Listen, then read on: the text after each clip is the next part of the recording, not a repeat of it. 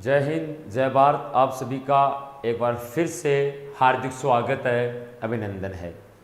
आज की जो अपनी क्लास रहने वाली है उस क्लास में अपन संविधान का दूसरा टॉपिक पढ़ने जा रहे हैं। आई होप पहला जो टॉपिक रहा था संविधान का, जो अपने पढ़ा सामान्य परिचय, वो टॉपिक आई होप आप में उसमें किसी प्रकार प्रॉब्लम नहीं होगी। ठीक है, आज अपन एक संविधान के दूसरे टॉपिक का अध्ययन करने जा रहे हैं मेरे वीर साथियों।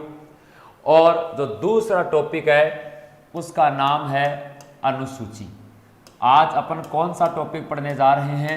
आज जिस टॉपिक के बारे में अपन अध्ययन करने जा रहे हैं संविधान का, वो दूसरा टॉपिक है। उस दूसरे टॉपिक का नाम हो जाएगा अनुसूची, जो कहीं हद तक एग्जाम में आने लायक है और इससे संबंधित एग्जाम में अक्सर प्रश्न पूछने के कार्य भी किए जाते हैं। ये भी आपको याद रखना है। ठीक है, तो संविधान से रिलेटेड जो अपने क्वेश्चन है उसको लेकर अपन स्टडी करने वाले हैं और आज अनुसूची से संबंधित प्रश्न करेंगे। अनुसूची की बात की जाए तो अनुसूची होती क्या है, अनुसूची क्या होती है, उससे रिलेटेड अपन प्रश्न करेंगे। देखिए, भारतीय संविधान का जब निर्माण हुआ तो निर्माण के समय 22 भाग 395 अनुच्छेद व 8 अनुसूची थी, लेकिन वर्तमान के अंदर कुल 12 अनुसूची हैं। अनुसूची क्या होती है? भारतीय संविधान के 22 भाग और 395 अनुच्छेद के अलावा अलग से भारतीय संविधान में जो विशेष प्रावधान जोड़े गए हैं उन विशेष प्रावधानों को अनुसूची के नाम से जाना जाता है। अब मैं बात करूंगा एक एक अनुसूची के बारे में कि भारतीय संविधान का जब निर्माण हुआ, अर्थात जब भारतीय संविधान का निर्माण हुआ, प्रारंभ के अंदर कितनी अनुसूची थी? तो प्रारंभ के अंदर 8 अनुसूची थी। और अगर यहीं से प्रश्न पूछ लिया जाए कि वर्तमान में कितनी अनुसूची हैं, तो वर्तमान में कितनी अनुसूची हैं? 12। प्रारंभ के अंदर 8 अनुसूची थी और वर्तमान के अंदर 12 अनुसूची हैं, अर्थात अनुसूचियां कितनी और ऐड कर दी गई? संविधान बनने के बाद से लेकर आज तक 4 अनुसूची और ऐड कर दी गई। अब जो 4 अनुसूची जो बाद में ऐड की गई हैं, उसके लिए आपको पता ही है, नो डाउट आपको क्या करना होगा? संविधान संशोधन। तो भारतीय संविधान के अंदर बाद के अंदर जो 4 अनुसूची जोड़ी गई हैं उनको संविधान संशोधन के माध्यम से जोड़ने का कार्य किया गया है। ठीक है, अब बात करेंगे संविधान के माध्यम से जोड़ने का कार्य किया गया है। अब वो 4 अनुसूची बाद में जोड़ी गई, 8 पहले से थी। उन आपको 12 के बारे में, जो 12 अनुसूची उसको एक एक करके आपको पढ़ना है। आइए शुरुआत करते हैं अनुसूची संख्या 1 की। ये दोनों प्रश्न आपके एग्जाम के पॉइंट के हिसाब से बड़े बनते हैं, क्योंकि एग्जामिनर कंफ्यूज करता है कि प्रारंभ में कितनी अनुसूची थी, तो प्रारंभ के अंदर 8 अनुसूची थी। वर्तमान में कितनी अनुसूची है, तो वर्तमान में कितनी हो जाएंगी? 12 हो जाएंगी। बाद में कितनी अनुसूची जोड़ी गई? भारतीय संविधान के निर्माण होने के बाद में कितनी अनुसूची जोड़ी गई? तो बाद में 4 अनुसूची जोड़ने का कार्य किया गया। ठीक है, शुरुआत करते हैं, एक एक करके सारी अनुसूची पढ़ेंगे। नंबर 1, सबसे पहले बात करेंगे अनुसूची संख्या 1 की। किसकी बात करेंगे? अनुसूची संख्या 1 की बात करेंगे, जो बहुत महत्वपूर्ण है। अनुसूची संख्या 1 क्या कहती है कि भारत, गौर से सुना भाई, भारत राज्यों कितने राज्य है? 28। भारत राज्यों व केंद्र शासित प्रदेशों का, भारत राज्यों व केंद्र शासित प्रदेशों का क्या है? संघ है। अब केंद्र शासित प्रदेशों की संख्या कितनी है? 8 है। तो भारत राज्यों व केंद्र शासित प्रदेशों का क्या है? संघ है। क्या है? संघ है। आप संघ बोल दीजिए, संगठन बोल दीजिए, समूह बोल दीजिए, बात एक ही है। भारत क्या है? तो भारत 28 राज्यों और 8 केंद्र शासित प्रदेशों का एक संघ है। उसी को अपन भारत के नाम से जानते हैं।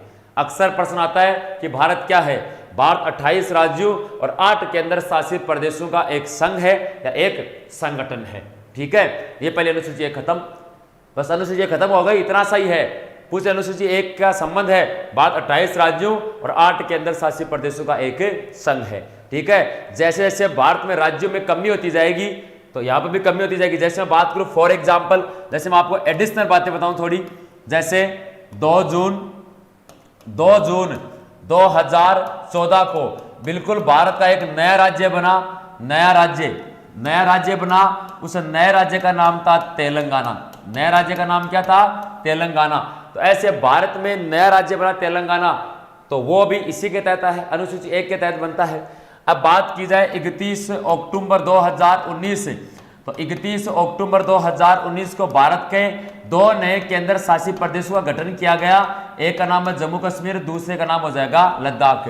तो ऐसे राज्यों और केंद्र शासित प्रदेशों के संघ या समूह को अपन किसके नाम जानते हैं? भारत के नाम से जानते हैं। ये कौन कहती है? ये अनुसूची संख्या 1 कहती है। अर्थात अनुसूची 1 का संबंध भारत के 28 राज्यों में 8 केंद्र शासित प्रदेशों से है। ठीक है, आई होप यह आपको समझ में आ गया होगा। अब बात करते हैं अनुसूची संख्या 2 की। किसकी बात करेंगे? अनुसूची संख्या 2 कि अनुसूची संख्या 2 क्या कहती है? अनुसंख्या 2 क्या कहती है? गौर से सुनेंगे सारे के सारे। अनुसूची 2 का संबंध किससे है? तो सुनना, संवैधानिक पदाधिकारियों के वेतन से है। किससे है? संवैधानिक पदाधिकारियों के, संवैधानिक पदाधिकारियों के वेतन से है। संवैधानिक पदाधिकारियों के किससे है? वेतन से है। यह प्रश्न बड़ा बनता है, वेतन से है। अनुसूची 2 का संबंध वेतन से है। वेतन भी किनका? संवैधानिक पदाधिकारियों का। भारतीय संविधान के जो सबसे बड़े पद हैं, जैसे राष्ट्रपति, उपराष्ट्रपति, प्रधानमंत्री, राज्यपाल, मुख्य न्यायाधीश, तो इनके वेतन का उल्लेख कौन सी अनुसूची में किया गया है? तो वेतन का उल्लेख अनुसूची 2 में किया गया है। जैसे फॉर एग्जाम्पल बात की जाए राष्ट्रपति, तो राष्ट्रपति को प्रति माह 5 लाख रुपए दिए जाते हैं। आपको नो डाउट पता है कि उपराष्ट्रपति को प्रति माह 4 लाख रुपए दिए जाते हैं। ठीक है, इसके अलावा बात की जाए राज्यपाल की, तो राज्यपाल को 3,50,000 रुपए प्रति माह दिए जाते हैं। बात की जाए सर्वोच्च न्यायालय के मुख्य न्यायाधीश की, सर्वोच्च न्यायालय के मुख्य न्यायाधीश की, तो मुख्य न्यायाधीश को 2,80,000 रुपए प्रति माह दिए जाते हैं। बात की जाए प्रधानमंत्री की, तो प्रधानमंत्री को 1,60,000 रुपए प्रति माह दिए जाते हैं। तो ऐसे जो संविधान के जो बड़े बड़े पद हैं, उनके वेतन का उल्लेख कौन सी अनुसूची में किया गया है? तो वेतन का उल्लेख वेतन का उल्लेख अनुसूची संख्या 2 में करने का कार्य किया गया है।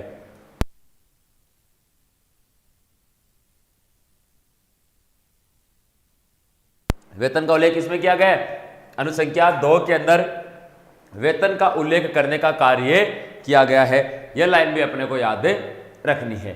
आई होप आप आसानी से इस लाइन को कर पाएंगे। तो अनुसूची 2 का संबंध किससे हो जाएगा? बस इतना याद रख लेना, अनुसूची 2 का संबंध किससे हो जाएगा? वेतन से हो जाएगा। ठीक है, बढ़ते हैं अनुसूची संख्या 3 की ओर। किसकी बात करेंगे? अब बात करेंगे अनुसूची संख्या 3 कि भारतीय संविधान की अनुसूची संख्या 3 क्या कहती है। देखना भाई, 3 को लेकर अपन चर्चा करते हैं। अनुसूची क्या कहती है? अनुसूची 3 का संबंध है संवैधानिक, अनुसूची 3 का संबंध किससे हो जाएगा? संवैधानिक पदाधिकारियों के, संवैधानिक पदाधिकारियों को, या संवैधानिक पदाधिकारियों की शपथ का प्रावधान है। किसका प्रावधान है? शपथ का प्रावधान है। तो भारतीय संविधान के जो सबसे बड़े पद हैं, उनसे सबसे बड़े पद पर जो व्यक्ति आसीन होते हैं, वो शपथ ग्रहण करने का कार्य करते हैं। किसका? शपथ ग्रहण करने का कार्य करते हैं। वो शपथ का उल्लेख है वो भारतीय संविधान की कौन सी अनुसूची में है? 3 में। याद रखने का तरीका क्या है? अनुसूची 1 भारत राज्यों और केंद्र शासित प्रदेशों का संघ है। अनुसूची 2 का संबंध वेतन से है। अनुसूची 3 का संबंध किससे है? शपथ। अब आपको बता दूं, शपथ 2 प्रकार की होती है। शपथ 2 प्रकार की होती है। एक तो पद की शपथ, एक तो किसकी? पद की, और एक नंबर 2 है गोपनीयता। एक किसकी शपथ है? गोपनीयता। तो एक तो पद की शपथ और एक गोपनीयता। 2 प्रकार की शपथ दिलाने का कार्य किया जाता है। जैसे फॉर एग्जाम्पल बात की जाए, जैसे देश का राष्ट्रपति है, देश का जो राष्ट्रपति है, अब राष्ट्रपति को शपथ दिलाई जाती है, तो राष्ट्रपति को शपथ कौन से अनुच्छेद के तहत दिलाई जाती है? अनुच्छेद बात की जाए 60 के तहत दिलाई जाती है। जैसे देश का दूसरा सबसे बड़ा पद है उपराष्ट्रपति का। अब उपराष्ट्रपति को शपथ दिलाई जाती है आर्टिकल 69, किसके तहत? आर्टिकल 69 के तहत। ठीक है, एक पद है राज्यपाल का। राज्यपाल की अगर बात की जाए तो आर्टिकल संख्या 159, आर्टिकल संख्या 159 के तहत राज्यपाल को शपथ दिलाने का कार्य किया जाता है। तो ऐसे जो भारतीय संविधान के जो बड़े बड़े पद हैं उनके शपथ या वेतन के उल्लेख, शपथ की अगर बात की जाए तो वो अनुसूची संख्या 3 के तहत दिलाई जाती है। अब आपको इतना सा मैं जानकारी और दे देता हूं कि जो सर्वोच्च न्यायालय, जो राष्ट्रपति होता है, इस राष्ट्रपति को शपथ सर्वोच्च न्यायालय का मुख्य न्यायाधीश दिलाता है। हालांकि आगे डिटेल से पढ़ेंगे, लेकिन अभी आपको थोड़ा सा हिंट दे देता हूं। राष्ट्रपति को शपथ सर्वोच्च न्यायालय का मुख्य न्यायाधीश दिलाएगा। उपराष्ट्रपति के शपथ की बात की जाए तो उपराष्ट्रपति को शपथ राष्ट्रपति दिलाएगा। राज्यपाल को शपथ उच्च न्यायालय का मुख्य न्यायाधीश दिलाएगा। कौन दिलाएगा? उच्च न्यायालय का मुख्य न्यायाधीश दिलाएगा। आर्टिकल 159 के तहत उपराष्ट्रपति को शपथ राष्ट्रपति दिलाएगा। आर्टिकल 69 के तहत राष्ट्रपति को शपथ मुख्य न्यायाधीश दिलाएगा। आर्टिकल 60 के तहत शपथ दो प्रकार की होती है, एक तो पद की शपथ होगी और एक गोपनीयता की शपथ होगी। इसमें अंतर क्या होता है? पद और गोपनीयता।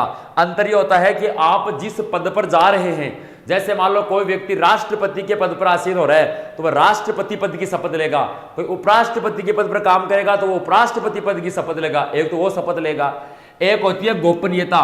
गोपनीयता का मतलब होता है कि आप जिस पद पर काम कर रहे हैं उस पद से रिलेटेड जानकारी आप गोपनीय रखोगे। ऐसा नहीं है कि आप जिस पद पर काम कर रहे हैं उस पद पर जो भी बातें वो पूरे आप देश को बताओ कि जी हमारे तो ये हो रहा है। ढिंडोरा पीटने की जरूरत नहीं है। आपको क्या रखना है? बातों को गोपनीय रखना है। ठीक है ना? इसलिए वो गोपनीय शपथ वो दिलाई जाती है। दो शपथ दिलाई जाती है। तो अनुसूची संख्या 3 का संबंध किससे हो जाएगा? तो 3 का संबंध हो जाएगा शपथ से हो जाएगा। ठीक है, बढ़ते हैं अनुसूची संख्या 4 की ओर कि अनुसूची संख्या 4 का रिलेशन किससे हो जाएगा भाई। तो देखिए अनुसूची 4 का संबंध, 4 को लेकर डिटेल से पढ़ते हैं। देखो अनुसूची 4 में क्या है? राज्यसभा की सीटों का बंटवारा। किसका? राज्यसभा की सीटों का बंटवारा जनसंख्या के आधार पर किया जाएगा। राज्यसभा की सीटों का बंटवारा जनसंख्या के आधार पर किया जाएगा। जनसंख्या के आधार पर किया जाएगा। आधार पर किया जाएगा, न कि क्षेत्रफल के आधार पर। न कि क्षेत्रफल के आधार पर। न कि क्षेत्रफल के आधार पर। मतलब इस पूरी लाइन का मतलब क्या हुआ? इस पूरी लाइन का मेरे लाडलो अगर आपसे मतलब पूछा जाए ना तो देखिए मतलब मैं आपके सामने पेश करता हूं। इस लाइन का मतलब क्या हुआ? देखो भाई, इस लाइन का मतलब यह हुआ कि जो राज्यसभा की जो सीट है उनका बंटवारा जनसंख्या के आधार पर होगा, क्षेत्रफल के आधार पर नहीं होगा। मतलब जहां जितनी ज्यादा जनसंख्या होगी वहां पर राज्यसभा की सीट उतनी ही ज्यादा होगी। जहां जनसंख्या कम होगी वहां पर राज्यसभा की सीटों की संख्या भी कम होगी। जैसे फॉर एग्जाम्पल, एक एग्जाम्पल लेता हूं मैं आपके सामने उत्तर प्रदेश का। यूपी, उत्तर प्रदेश के अंदर राज्यसभा की 31 सीट है। और एक एग्जाम्पल लेता हूं मैं राजस्थान का। राजस्थान के अंदर 10 सीट है। राजस्थान में कितनी सीट है? 10। उत्तर प्रदेश में कितनी सीट है? 31 सीट है। अलग अलग है ना? उत्तर प्रदेश में तो 31 क्यों है, राजस्थान में 10 क्यों है? आपको बता दूं, राजस्थान क्षेत्रफल की दृष्टि से भारत का सबसे बड़ा राज्य है और उत्तर प्रदेश जनसंख्या की दृष्टि से भारत का सबसे बड़ा राज्य है। अगर सीटों का बंटवारा क्षेत्रफल के आधार पर होता तो राजस्थान 1 नंबर पर आता, लेकिन आज राजस्थान वो क्षेत्रफल के आधार पर सीटों का बंटवारा नहीं हो रहा, जनसंख्या पर हो रहा है। तो जनसंख्या पर हो रहा है तो उत्तर प्रदेश में आ रहा है। कितनी लाख जनसंख्या? 10 लाख जनसंख्या पर। कितनी लाख है? 10 लाख जनसंख्या जो होती है उस पर एक राज्यसभा का सदस्य होगा। 10 लाख जनसंख्या पर एक राज्यसभा का सदस्य होगा। कौन सी अनुसूची के तहत? अनुसूची संख्या 4 के तहत। 2-3 प्रकार के प्रश्न बनते हैं। कितनी लाख जनसंख्या पर एक राज्यसभा सदस्य होगा? तो याद रखना मेरे लाडलो, 10 लाख जनसंख्या पर एक राज्यसभा का सदस्य होता है। नंबर 1 प्रश्न। नंबर 2 प्रश्न की बात की जाए तो दूसरा प्रश्न यह बनता है कि राज्यसभा की सीटों का बंटवारा किसके आधार पर किया जाता है? नंबर 1 जनसंख्या, नंबर 2 क्षेत्रफल, नंबर 3 ए व बी दोनों, अर्थात जनसंख्या व क्षेत्रफल दोनों के आधार पर, या नंबर डी इनमें से कोई नहीं। आपका आंसर जाएगा जनसंख्या के आधार पर। अगला प्रश्न बनता है कि कौन सी अनुसूची के तहत राज्यसभा की सीटों का बंटवारा किया जाएगा? नो डाउट अनुसंख्या 4 के आधार पर राज्यसभा की सीटों का बंटवारा करने का कार्य किया जाएगा। एग्जाम्पल मैंने दे दिया, देखो उत्तर प्रदेश में जनसंख्या ज्यादा इसलिए सीट ज्यादा, राजस्थान क्षेत्रफल में ज्यादा है लेकिन क्षेत्रफल का तो कोई मतलब ही नहीं है, बंटवारा जनसंख्या पर होगा, इसलिए कितना हो जाएगा? राजस्थान के अंदर मात्र और मात्र 10 सीट हो जाएगी। ठीक है, बढ़ते हैं अनुसूची संख्या 5 की ओर। ठीक है, ये वेरी वेरी इंपॉर्टेंट अनुसूची है भाई, अनुसूची संख्या 5। अनुसंख्या किसकी बात करेंगे? 5 की बात करते हैं। अनुसंख्या 5 क्या कहती है? 5 यह कहती है कि भारत के, अनुसंख्या 5 क्या कहती है भाई? सुनना हुई गौर से, 5 को लेकर अभी अध्ययन कर रहे हैं। तो 5 क्या कहती है? 5 यह कहती है कि अनुसूचित जाति, अनुसूचित जाति, अनुसूचित जाति बोले तो एससी, व अनुसूचित जनजाति व अनुसूचित जनजाति, अनुसूचित जनजाति बोले तो एसटी, अनुसूचित जाति व जनजाति क्षेत्रों का, जनजाति क्षेत्रों का प्रशासन व नियंत्रण का प्रावधान, प्रशासन व नियंत्रण का प्रावधान। इस लाइन का मतलब क्या हुआ? भारत के किसी भी राज्य या केंद्र शासित प्रदेश में रहने वाले अनुसूचित जाति और अनुसूचित जो जनजाति हैं उन क्षेत्रों का प्रशासन व नियंत्रण, प्रशासन व नियंत्रण का मतलब होता है विकास, अर्थात अनुसूचित जाति और अनुसूचित जनजाति क्षेत्रों का प्रशासन व नियंत्रण का प्रावधान कौन सी अनुसूची में है? अनुसूची संख्या 6 में है। किसमें है? अनुसूची संख्या में। कहने का मतलब है कि अनुसूची संख्या 6 के अंदर भारत के किसी भी राज्य में रहने वाली पिछड़ी जातियां हैं, एससी और एसटी, इनको पिछड़ी हुई जातियों में काउंट किया जाता है। तो उनको डेवलप करने का कार्य, उनको डेवलप करने का कार्य कौन सी अनुसूची के तहत किया जाता है? तो उनको डेवलप करने का कार्य अनुसंख्या 5 के तहत किया जाएगा। चाहे भाई एससी के और एसटी के लोग चाहे कहीं पर भी रहो, उनको डेवलप करना अनुसूची 5 के तहत किया जाएगा। तो सीधा सीधा है। तो पूछ ले कि कौन सी अनुसूची के तहत एससी और एसटी जातियों का विकास किया जाएगा? तो अनुसूचित जाति और जनजातीय क्षेत्रों का विकास अनुसूची संख्या 6 के तहत करने, 5 के तहत करने का कार्य किया जाएगा। यह लाइन आपको यहां से क्या करनी है? याद रखनी है। इन दोनों जातियों का क्या किया जाएगा? विस्तार करने का कार्य किया जाएगा। ठीक है, बढ़ते हैं अगले प्रश्न की ओर। अब बात आती है अनुसूची संख्या 6। किसकी बात करेंगे? अनुसूची संख्या 6 की बात करते हैं। 6 के अंदर क्या लिखा गया है? अनुसूची संख्या 6 में लिखा गया है कि भारत के 4 राज्यों का, भारत के 4 राज्यों का प्रशासन व नियंत्रण का प्रावधान, भारत के 4 राज्यों का प्रशासन व नियंत्रण का प्रावधान, 4 राज्यों का प्रशासन व नियंत्रण का प्रावधान। मतलब 4 राज्यों का प्रशासन व नियंत्रण का प्रावधान का मतलब यह हुआ कि भारत के 4 ऐसे राज्य हैं जो पिछड़े हुए हैं बहुत ज्यादा, उनको कौन सी अनुसूची के तहत डेवलप किया जाएगा? उनको अनुसूची संख्या 6 के तहत डेवलप किया जाएगा। वो 4 राज्य कौन से हैं मेरे लाडलो? एक ट्रिक याद रख लेना, ट्रिक है अम्मी। ट्रिक क्या है? अम्मी मैं त्रिपुरा जाऊंगा, अम्मी मैं त्रिपुरा जाऊंगा, यह है। इस ट्रिक के माध्यम से आपको क्या करना है? भारत के 4 राज्यों का प्रशासन व नियंत्रण याद रखना है। ऐसे क्या हो जाएगा? असोम, ऐसे क्या हो जाएगा? असोम, मी से क्या हो जाएगा? मिजोरम, मे से क्या हो जाएगा? मेघालय, और त्रिपुरा से क्या हो जाएगा? त्रिपुरा। तो इन 4 राज्यों का प्रशासन व नियंत्रण का प्रावधान किया गया है। इन 4 राज्यों को अलग से डेवलप किया जाएगा बाकी स्टेटों की तुलना में, क्योंकि ये बहुत ज़्यादा पिछड़े हुए हैं। कौन सी अनुसूची के तहत? अनुसूची संख्या 6 के तहत। कई बार एग्जाम में सीधा ही प्रश्न आ जाता है, अनुसूची संख्या 6 में कितने राज्यों का प्रावधान किया गया है? 4 राज्यों का प्रावधान किया गया है। अब कौन से 4 राज्य पूछ ले तो अम्मी मैं त्रिपुरा जाऊंगा। देखिए इसमें कौन सा शामिल नहीं है? मणिपुर शामिल नहीं है। क्या शामिल नहीं है? मणिपुर शामिल नहीं है। लेकिन अब प्रयास किया जा रहा है कि मणिपुर को की इसमें इसके श्रेणी के अंदर शामिल किया जाए। यह जोर तौर से क्या जा रही है? आवाज उठाई जा रही है सदन के अंदर। अब शामिल नहीं है तब तक अपने कंफ्यूज वाला प्रश्न बनता है, निम्नलिखित में से कौन सा ऐसा राज्य है जो अनुसूची संख्या 6 में शामिल नहीं है? तो देखिए मेरे लाडलो, ये 3 राज्य तो ये आएंगे शुरू वाले, 3 तो ये आएंगे और चौथा आपका आंसर आएगा मणिपुर। तो याद रखना मणिपुर इसके अंदर शामिल नहीं है। क्यों? क्योंकि इनको डेवलप अभी हो चुका है। अब बात चल रही है कि इसको भी इसमें शामिल किया जाए। जब तक नहीं होता तब आपको याद नहीं होता। 4 राज्यों का प्रशासन व नियंत्रण कौन सी अनुसूची में किया गया है? तो अनुसूची संख्या 6 में करने का कार्य किया गया है। ठीक है, अब बात करते हैं अनुसूची संख्या 7 की। किसकी बात करेंगे?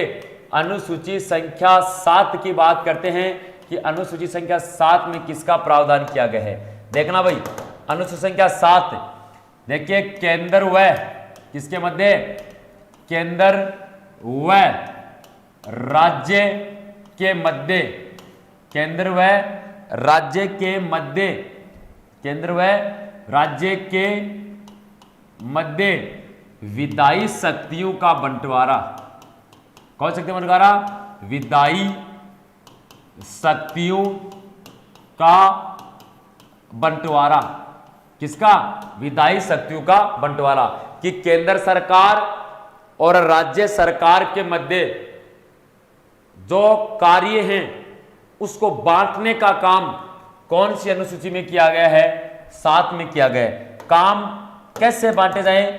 कि ऐसे कौन कौन से कार्य हैं जो केंद्र सरकार का, उस पर सिर्फ और सिर्फ केंद्र सरकार का कंट्रोल होगा, कौन से ऐसे कार्य हैं जिस पर राज्य सरकार का कंट्रोल होगा, और कौन से ऐसे कार्य हैं जिस पर राज्य सरकार और केंद्र सरकार दोनों का कंट्रोल होगा।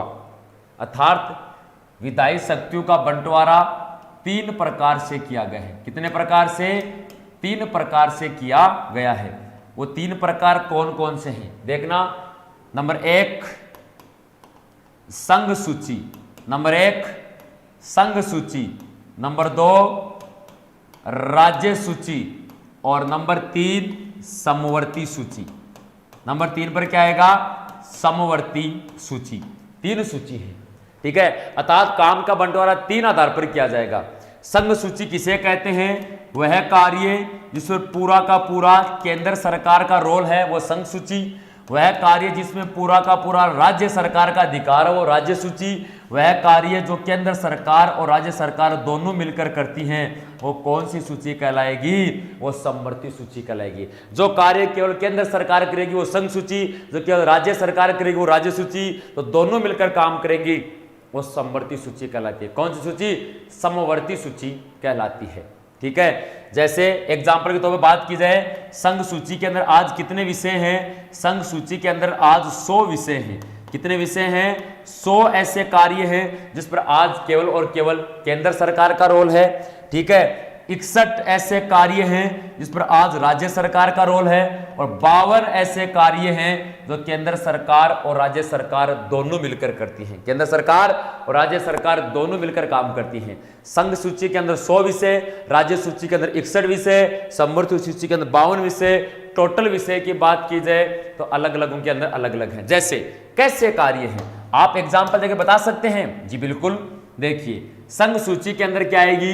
देश की सेना आ जाएगी, देश का पूरा रेलवे डिपार्टमेंट आ जाएगा, देश का पूरा डाक विभाग आ जाएगा। ऐसे जो कार्य हैं ये केवल और केवल सेंट्रल गवर्नमेंट के अंडर में होंगे। जैसे राज्य की बात की जाए तो देखिए, जैसे अगर बात की जाए पुलिस इसके अंडर में आ जाएगी। जैसे बात की जाए कृषि की, तो जैसे पुलिस हो गई, कृषि हो गई, ये सारे के सारे कार्य राज्य सूची के अंदर आते हैं। समवर्ती सूची की बात की जाए तो इसका सबसे बड़ा एग्जाम्पल है शिक्षा। इसका सबसे बड़ा एग्जाम्पल क्या है? शिक्षा। तो शिक्षा विभाग है, इसमें केंद्र सरकार और राज्य सरकार दोनों मिलकर कार्य करती हैं। क्या करती हैं? केंद्र सरकार और राज्य सरकार दोनों मिलकर कार्य करती हैं। वो समवर्ती सूची का, जैसे इसका एग्जाम्पल है शिक्षा। तो ऐसे कितने विषय हैं टोटल? ऐसे 52 विषय हैं। ठीक है, जैसे कृषि हो गई, पुलिस हो गई, इसमें केवल राज्य सरकार का रोल है। ऐसे कितने विषय हैं टोटल? 61 हैं। जैसे सेना, रेलवे, डाक, ऐसे कितने विषय हैं? तो ऐसे 100 विषय हैं जिसमें केवल सेंट्रल गवर्नमेंट का अधिकार होता है। ठीक है ना? तो ये आपको याद रखना है। अनुसूची ऐसे काम का बंटवारा अनुसूची संख्या 7 के तहत किया जाता है। ठीक है, बढ़ते हैं अनुसूची संख्या 8 की ओर। अनुसूची 8 का संबंध किससे है? तो देखना भाई मेरे वीर योद्धाओं, अनुसूची 8 का संबंध किससे हो जाएगा? देखना, अनुसूची संख्या 8 की बात की जाए तो देखिए इसका संबंध संवैधानिक मान्यता प्राप्त भाषा से है। अनुसूची 8 का संबंध, इनका संबंध संवैधानिक मान्यता प्राप्त भाषा से है। संवैधानिक मान्यता प्राप्त, संवैधानिक मान्यता प्राप्त किससे हो जाएगा? भाषा से है। किससे है? संवैधानिक मान्यता प्राप्त भाषा से है। अनुसूची 8 का संबंध किससे है? भाषा। और भाषा भी कौन सी? जो संविधान के अंदर मान्यता प्रदान की गई है। ठीक है ना? तो कितनी मान्यता प्रदान की गई है? जब प्रारंभ के अंदर भारतीय संविधान का निर्माण हुआ था, तब भारतीय संविधान में 14 भाषाओं को मान्यता प्रदान की गई थी, लेकिन वर्तमान के अंदर 22 भाषाओं को मान्यता प्रदान की गई है, अर्थात 8 भाषाएं बाद में और जोड़ी गई हैं। प्रश्न आ जाता है कि प्रारंभ के अंदर भारतीय संविधान में कितने भाषाओं को मान्यता दी गई थी? तो प्रारंभ के अंदर 14 भाषाओं को मान्यता दी गई थी, वर्तमान के अंदर 22 भाषाओं को मान्यता प्रदान करने का कार्य किया गया है। ठीक है ना? और कितनी भाषाएं और जोड़ी गई हैं? 8 भाषा और जोड़ने का कार्य किया गया। कितनी भाषाएं?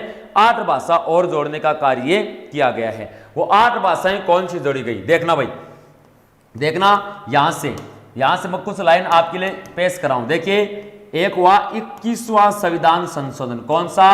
21वां संविधान संशोधन। तो 21वें संविधान संशोधन के माध्यम से, 21वें संविधान संशोधन 1967 के माध्यम से भारतीय संविधान में एक भाषा जोड़ी गई, और वो कौन सी भाषा जोड़ी गई? सिंधी भाषा जोड़ी गई।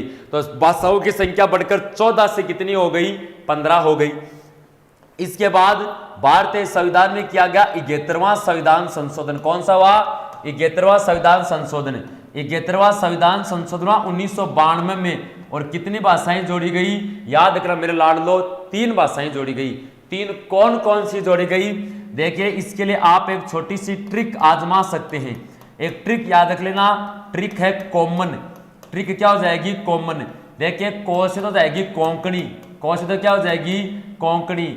मैं से हो जाएगी मणिपुरी, क्या हो जाएगी? मणिपुरी। और न से हो जाएगी नेपाली, न से क्या हो जाएगी? नेपाली। तो को से तो हो जाएगी कोंकणी, मैं से हो जाएगी मणिपुरी, और न से हो जाएगी नेपाली। ये 3 भाषाएं जोड़ी गई। कौन से संविधान संशोधन के द्वारा? 71वें संविधान संशोधन। कौन से? 71वें संविधान संशोधन के द्वारा जोड़ने का कार्य किया गया। इसके बाद किया गया 92वां संविधान संशोधन। कौन सा? 92वां संविधान संशोधन हुआ 2002-2003 के अंदर, और इसके तहत कितनी भाषाएं जोड़ी गई? 4। देखिए, पहले 14 थी, 14 और 1 जोड़ दी सिंधी, 15 3 ये जोड़ दी, 15 3 18 4 बाद में जोड़ दी गई, 18 4 कितनी हो गई? 22 हो गई। अब इन 4 भाषाओं को जोड़ने के लिए भी एक ट्रिक यूज की गई। आप वो ट्रिक याद रख सकते हैं, है ना? वो ट्रिक क्या है? बुड्ढी डोकरी की थाली में मेथी, बुड्ढी डोकरी की थाली में, बुड्ढी डोकरी की थाली में मेथी, बुड्ढी डोकरी की थाली में मेथी। तो इस ट्रिक के माध्यम से आप वो 4 भाषा भी याद रख सकते हैं। जैसे सर हमें बताएं कैसे? जैसे मैं अगर बात करूं तो देखना, बुड्ढी से हो जाएगी बोडो भाषा। कौन सी भाषा? बोडो। तो एक तो जोड़ेगी बोडो भाषा। डोगरी से हो जाएगी डोगरी भाषा। कौन सी भाषा? डोगरी। डो से हो जाएगी डोगरी भाषा। थाली से क्या हो जाएगी? संथाली भाषा। कौन सी? संथाली। और मेथी से हो जाएगी मैथिली भाषा। कौन सी भाषा? मैथिली। तो एक तो बुड्ढी से हो जाएगी बोडो, डोगरी से हो जाएगी डोगरी, थाली से हो जाएगी संताली, मैती से हो जाएगी मैथिली। ये 4 भाषाएं बाद में जोड़ी गई। ये जोड़ी गई 92वें संविधान संशोधन, 71वें संविधान संशोधन के तहत 3 भाषा जोड़ी गई, कॉमन कोंकणी, मणिपुरी, नेपाली। और 21वें संविधान संशोधन की बात की जाए तो इसके तहत कौन सी भाषा जोड़ी गई? 1967 के तहत भारतीय संविधान में सिंधी भाषा जोड़ी गई। कौन सी? सिंधी। अब देखो याद रखने का तरीका सर, संशोधन देखिए सर 21 और 71 को आप जब ऐड करोगे ना तो योग 92 में ही आता है। 21 और 71 का जब आप ऐड करोगे तो इसका योग 92 में ही आता है, ठीक है ना, ये भी आपको मालूम होना चाहिए। तो इसका मतलब ये संविधान संशोधन किया गया, इसलिए पहले 14 थी, अब कितनी हो गई? 22 हो गई। कई बार एग्जाम के अंदर पूछ लेता है कि प्रारंभ के अंदर कौन सी 14 भाषाएं थी जी, वो तो हमें बता दीजिए। तो सबसे पहले जो 14 भाषाएं थी अब उसको लेकर डिस्कस करते हैं कि प्रारंभ के अंदर कौन कौन सी 14 भाषाएं थी। इसके लिए आपको एक ट्रिक याद रखनी है। वो ट्रिक क्या है? अब्बा अब्बा संत कम कम पत्ते देता है उस गुहील को। अब्बा संत कम कम पत्ते देता है उस गुहील को। ये ट्रिक याद रख लेना। इस ट्रिक के माध्यम से आपको सारी की सारी भाषाएं क्या हो जाएंगी? याद हो जाएंगी। पहले 14 कौन सी थी? देखिए कैसे, ऐसे तो हो जाएगी मेरे लाडलो असमिया, ऐसे तो क्या हो जाएगी? असमिया। बा से क्या हो जाएगी? बा से हो जाएगी बांग्ला, ठीक है। से क्या हो जाएगी? से हो जाएगी संस्कृत भाषा। तय से क्या हो जाएगी?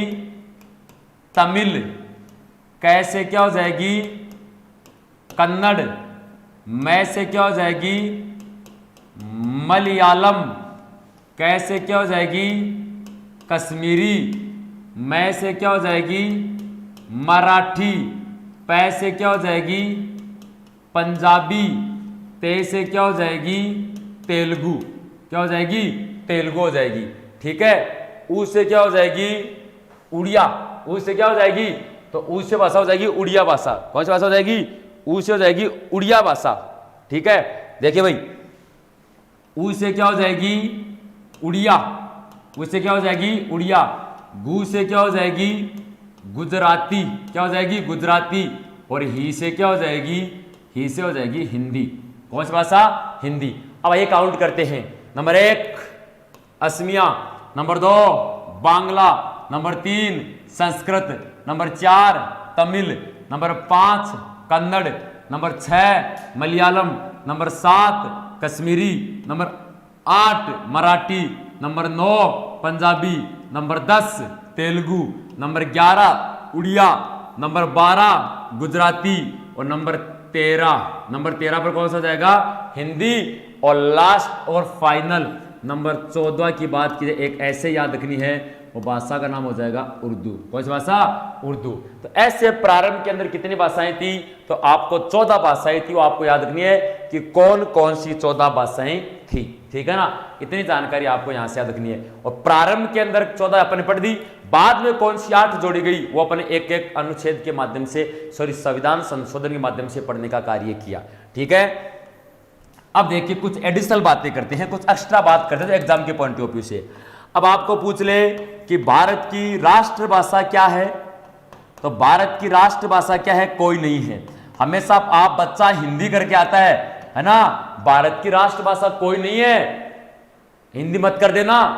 ऑप्शन में आता है हिंदी, ऑप्शन में हिंदी आता है कि भारत की राष्ट्रभाषा क्या है, पहला ऑप्शन हिंदी आएगा, बच्चा हिंदी करके आएगा। नो मेरे वीर योद्धाओं, नहीं है। राष्ट्रभाषा वह भाषा होती है, राष्ट्रभाषा वह भाषा होती है जो देश का प्रत्येक व्यक्ति बोलता हो। तो देश का प्रत्येक व्यक्ति हिंदी भाषा नहीं बोलता, देश का मात्र 43% लोग हिंदी भाषा बोलते हैं। इसलिए हिंदी भारत की क्या है? राजभाषा। हिंदी भारत की क्या है? तो हिंदी भारत की राजभाषा है। क्या है? राजभाषा। हिंदी भारत की क्या है? राजभाषा है। क्यों? क्योंकि मात्र और मात्र राजभाषा वह भाषा होती है जो भारत के जितने राज्य हैं उतने राज्यों में से अगर बात की आधे से जो राज्य बोलते हैं, आधे से ज्यादा जो राज्य बोलते हैं उसे राजभाषा का दर्जा देते हैं, जो कुछ राज्यों में बोली जाती हैं। आज हिंदी भाषा की बात की जाए, देश में मात्र 43% लोग ही हिंदी भाषा बोलते हैं। और भारत के बात की जाए, भारत के 9 राज्य व एक केंद्र शासित प्रदेश में, भारत के 9 राज्य व एक केंद्र शासित प्रदेश में हिंदी भाषा बोली जाती है। और मात्र 43% लोग कौन सी भाषा बोलते हैं? हिंदी भाषा बोलते हैं। ठीक है। पूरे विश्व की बात की जाए तो पूरे विश्व में सबसे ज्यादा कौन सी भाषा बोली जाती है? तो पूरे विश्व में नंबर 1 पर आएगी मंडारीन भाषा। कौन सी भाषा आएगी? मंडारीन। दुनिया में सबसे अधिक मंडारीन भाषा बोली जाती है। मंडारीन भाषा को आप दूसरे शब्दों में चाइनीज कह सकते हैं। क्या कह सकते हैं? चाइनीज भाषा बोली जाती है। नंबर 2 की अगर बात की जाए तो अंग्रेजी। नंबर 2 पर दुनिया में सबसे अधिक कौन सी भाषा बोली जाती है? अंग्रेजी। और नंबर 3 की बात की जाए तो पूरी दुनिया में तीसरी सबसे अधिक कौन सी भाषा बोली जाती है? हिंदी भाषा बोलने का कार्य किया जाता है। यह है क्रम है दुनिया का। ये किसका क्रम है? ये पूरे विश्व का क्रम है कि विश्व में सबसे अधिक मंडारीन, मंडारीन के बाद अंग्रेजी, अंग्रेजी के बाद हिंदी। हिंदी भारत की एक राजभाषा है जो भारत के 43% लोग बोलते हैं। और भारत के 9 राज्यों और एक केंद्र शासित प्रदेश में हिंदी भाषा बोलने का कार्य किया जाता है। नो डाउट, इतना क्लियर है। अब देखिए, दुनिया में भारत के अलावा एकमात्र ऐसा कौन सा देश है? दुनिया में भारत के अलावा एकमात्र ऐसा कौन सा देश है जिसमें हिंदी भाषा बोली जाती है? देश का नाम है मॉरिशस।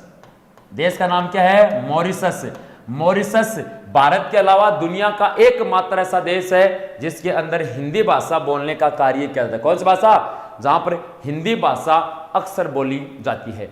तो एकमात्र दुनिया का ऐसा कौन सा देश है जिसमें हिंदी भाषा बोली जाती है? देश का नाम हो जाएगा मॉरिशस। दुनिया में सबसे अधिक भाषा मंडारीन, उसके बाद अंग्रेजी, उसके बाद हिंदी भाषा। भारत की राजभाषा क्या है? हिंदी। राष्ट्रभाषा क्या है? कोई नहीं है, क्योंकि भारत के 9 राज्य और एक केंद्र शासित प्रदेश के अंदर हिंदी भाषा बोली जाती है। ये वो 22 भाषाएं हो गई जो संविधान के अंदर प्रारंभ में थी। और बात की जाए, ये वो भाषाएं हैं जो आज इनको मान्यता प्रदान की। इसलिए प्रारंभ के अंदर 14 थी और वर्तमान के अंदर 22 है। और अनुसूची 8 का संबंध हो जाएगा भाषा से।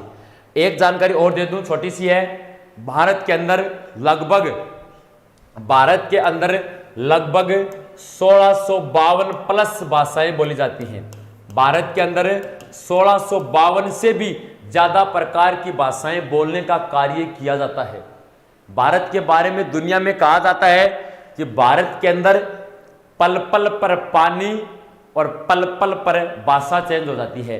मतलब आप कुछ दूरी पर निकलोगे तो पानी का स्वाद भी चेंज हो जाएगा और लैंग्वेज भी चेंज हो जाएगी। पल पल पर पानी और पल पल पर भाषा चेंज होती है। ठीक है ना?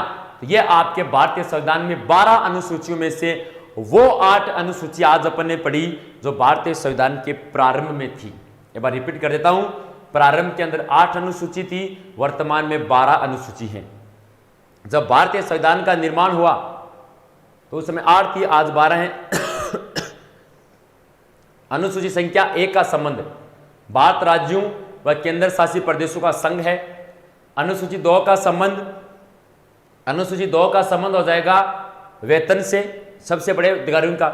नंबर 3 का संबंध है शपथ। नंबर 4 भारत के नंबर 4 की बात की जाए तो राज्यसभा की सीटों का बंटवारा।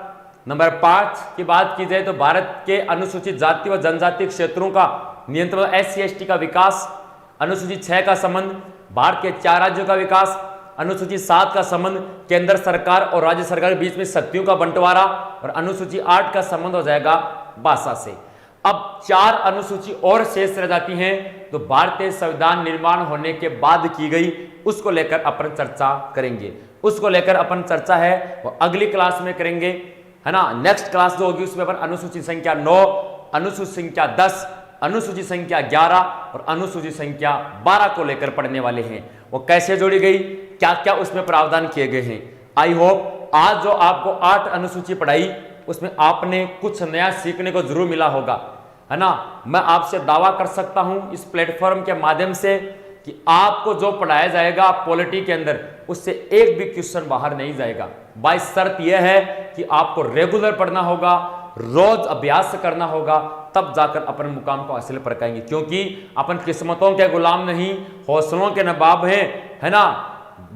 खुशबू बनकर गुलाम में उड़ा करता हूँ, खुशबू बनकर गुलाम में उड़ा करता हूँ, धुआं बनकर पर्वतों में उड़ा करता हूँ, खुशबू बनकर गुलाम में उड़ा करता हूँ, धुआं बनकर पर्वतों में उड़ा करता हूँ। ये कैंचियाँ मेरे क्या पैर काटेगी, मैं पैरों से नहीं हौसलों से उड़ा करता हूँ। तो ये लाइन अपने को याद रखनी है, इसी के माध्यम से अपने को आगे बढ़ते रहना है। मिलेंगे एक नए क्लास के साथ, तब तक सभी के सभी मेरे वीरोदय पढ़ते रहिए, आगे बढ़ते रहिए। आज के लिए इतना ही, सभी को जय हिंद, जय भारत।